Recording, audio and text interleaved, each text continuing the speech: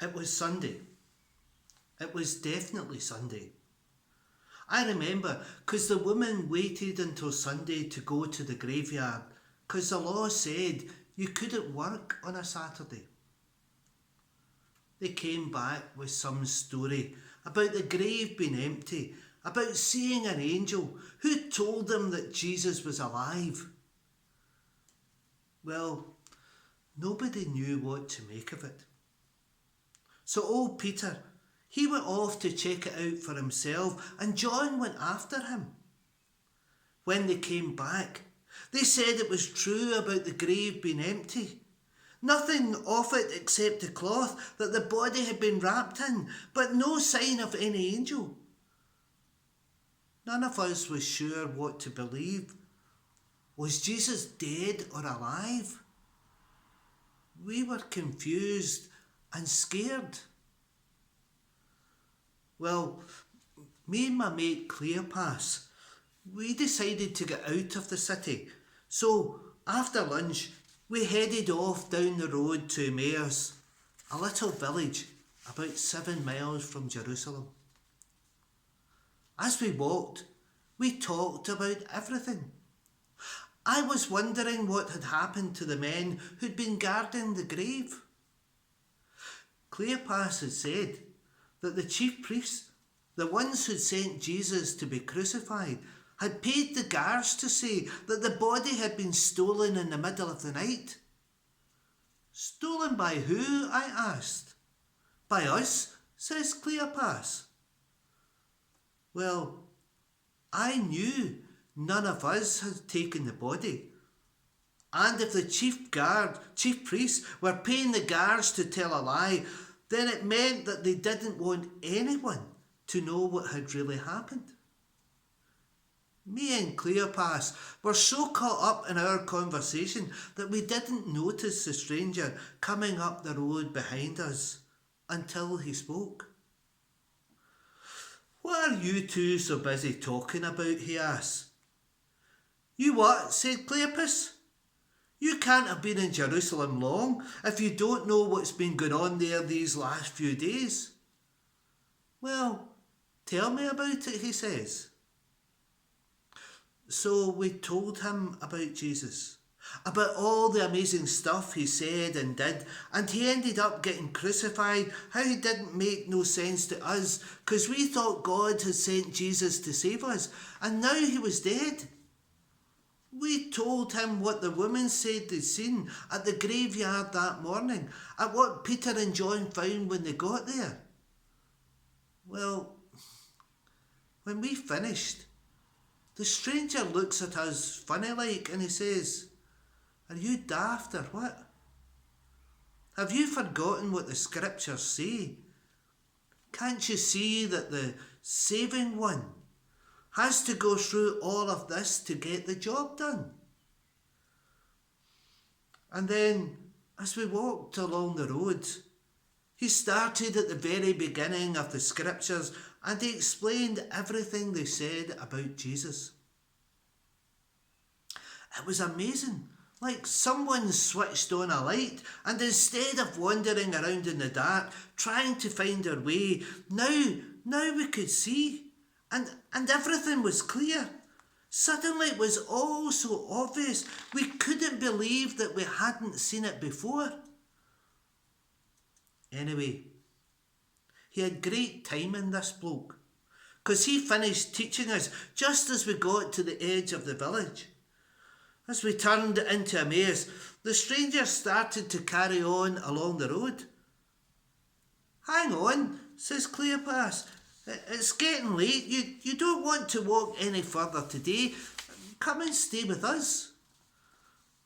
He took a bit of persuading, but in the end he agreed, and soon we were all sitting down for supper. You won't believe what happened next. This man, he picks up some bread from the table, he says thanks to God, and he tears up the bread and shares it out. Well, it's like me and Cleopas have had our eyes closed all the way to Emmaus, and I've just opened them, because right there and then we realise that the man who's been talking to us all afternoon isn't a stranger, it's Jesus. And as soon as we recognise him, he disappears right in front of our very eyes. You could have knocked me down with a feather. We've got to tell the others, says Cleopas. So it's back out onto the road and off to Jerusalem. It's no joke, walking 7 miles in the dark, I can tell you. When we got back to town, we had to hammer on the door to get in. The others, they'd locked themselves in. They were that afraid that what the chief priests might do if anyone was found who was a friend of Jesus. They let us in and they locked the door behind us. And we started to tell everyone what had happened when suddenly he's there. Jesus just appears out of thin air. Peace be with you, he says. It was what we always said when we met each other. It was like nothing unusual was going on, like people was always coming back to life and appearing in your house. Well, me and Cleopas, we were sure it was him. I mean, we'd spent all afternoon talking to him, but the others, they thought it was a ghost. Don't be afraid, Jesus tells them. Touch me. A ghost isn't made of flesh and bones. And then he told them what he'd told me and Cleopas that afternoon. Everything that the scriptures said about him. And they understood it just like we did. Then in the blink of an eye, he was gone again. Before we could say a word, there was a knocking at the door. It was Thomas, one of our gang. When we told him we'd all seen Jesus, he wouldn't believe it. Unless he saw Jesus himself, he said, unless he felt the holes in his hands where the nails had been, he wouldn't believe it. Silly lad, you'd think he'd have believed it. When we were all telling him the same thing. Mind you, we didn't believe the women when they said they'd seen an angel. Anyway, poor old Thomas, he has to wait a whole week before Jesus appears again. Same thing, all of us together, doors locked, and all of a sudden, there he is from nowhere. Come on then, Thomas, says Jesus. Take a look at me. Feel the holes in my hands. But that's not enough for our Thomas. My Lord and my God, he says. Couldn't have put it better myself. A few days go by and we don't see any more of Jesus. So Peter suggests we try a wee spot of fishing. A lot of the lads were fishermen before Jesus came along, so we head for the lake. And when we get there, we wait until evening, because the fish come up to feed better at night. Then we get in Peter's boat, sail out and chuck our nets out into the water. All night long we sit there, and what do we catch? Not as much as a tiny wee minnow.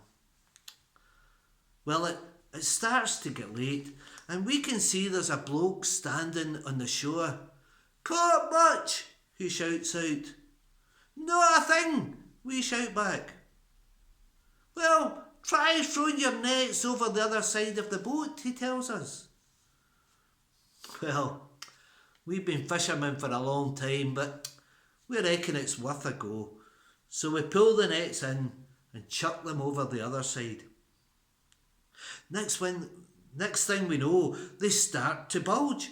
And when we try to haul them in, there's so many big fat fish in there that we can't get them over the side of the boat. Then John points at the stranger and says to Peter, "It's Jesus." And before anyone can stop him, Peter's in the water and swimming to the shore. By the time we brought the boat in, they had a fire going, ready to cook us all a nice fish breakfast. When we'd all eaten, Jesus looks at Peter and says to him, "Peter, do you love me more than these guys?"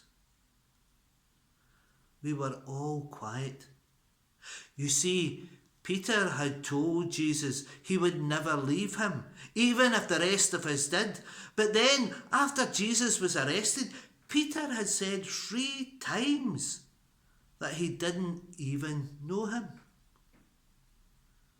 Pete's face was red, and we could see he was full of guilt. "Yes, Lord," says Peter to Jesus, "you know I love you." Peter says, "Jesus, do you truly love me?" "Yes, Lord," says Peter, "you know I do." Peter says Jesus for a 3rd time, "Do you love me?" "You know everything, Lord," says Peter. "You know I love you." Then Jesus smiles and he says to Peter, "Feed my sheep." Well, we know that when Jesus talked about his sheep, he meant all the people who believed in him.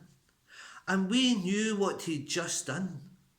3 times Peter had said he didn't know Jesus. Now 3 times he'd said he'd loved him. It was like sort of balanced out, and Peter knew that Jesus had forgiven him. You should have seen the smile on his face. After that, we saw Jesus loads of time, till the day came for him to go back up to heaven. But of course, by then we understood. Jesus had been dead, but now he was alive.